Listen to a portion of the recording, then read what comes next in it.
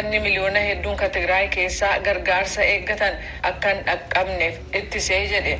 Dubbiimaan Ochaa Jeensi Laarkee akka jedhanitti jaarmiyoonni gargaarsaa akka tokkummaa mootummootaas ta'e dhuunfaa hojii isaanii hanqisaa akka jiran yoo ta'u, kunis sababaa hanqina gargaarsaa boba'aaf maallaqaan ta'uu dubbatan. Dhuma baatii Boorseenu jechuun guraandhalaa qabee gargaarsa raabsuu guutummaatti kadhaaban ta'uu jaarmiyoonni akeekkachiisanii turan jedhani. Nyaata gabbisuu fi nyaata dabalataa akkasumas wal'aansa fayyaa kanneen hanqina nyaataan akka hamaatti miidhamaniif kennamu kan hin jirre ta'uu ibsan. Sagantaa nyaataa addunyaa akka jedhetti daa'imman Tigraay keessaa kanneen umriin isaanii waggaa 5 gadi ta'e harki 13 akkasumas dubartoota ulfaaf kanneen aannan harmaa hoosisan harki walakkaan hanqina nyaataan rakkataa akka jiran yoo ta'u, haala daariqa yookaan infekshinii fi du'aaf saaxiluu danda'u keessa jiru. Kuusaan boba'aa qaban amajjii 24 dhumuusaa jaarmiyoonni gargaarsaa akka sadarkaa addunyaa nutti himaniiru ka jedhan dubbi himaan Ochaa lafa danda'ametti lafoo deemuun gargaarsa ishee harkatti haftee raabsaa jiru jedhan. Guyyooti dhiyeenya kanaa keessa gama balaliin gargaarsa geessuun kan itti fufe ta'us gargaarsa iddoo sanaaf barbaachisu mara xayyaaraan geessuun hin danda'amu jedhaniiru.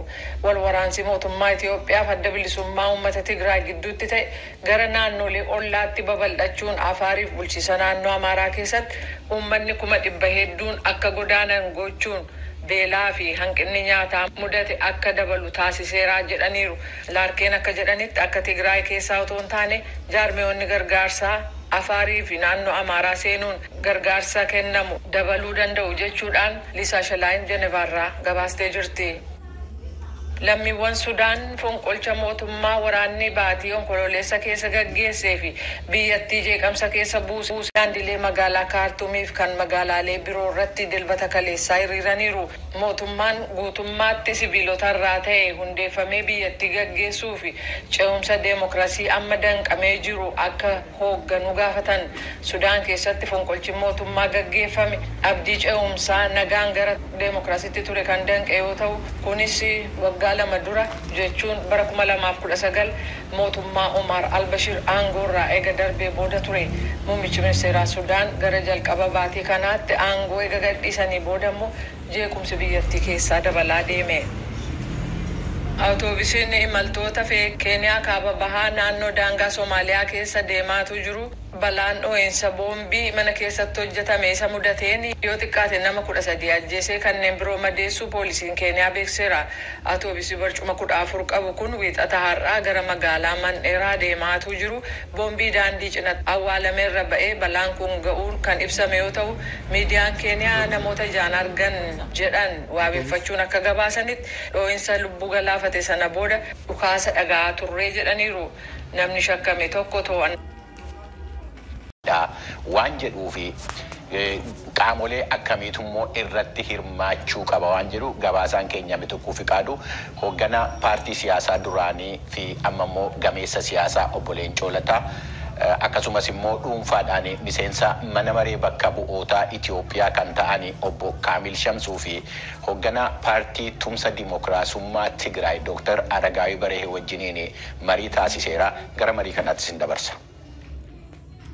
Rakkoo siyaas-dinagdee Itoophiyaa keessa yeroo dheeraaf turee fi ammas itti jiruuf yeroo garaagaraatti dhaabbileen idil-addunyaa dhaabbileen siyaasaa biyya keessaa fi hayyoonni mariin furmaata akka ta'uuf irra deddeebiin kaasaa turuun isaanii ni yaadatama. Obbo Leencoo Lataa akkaataa kan jedhamu irratti wal taanee hin jiru. Dimookiraasii biyya tokko keessatti jiraachisuudhaaf biyyicha irratti wal ta'uu qabda.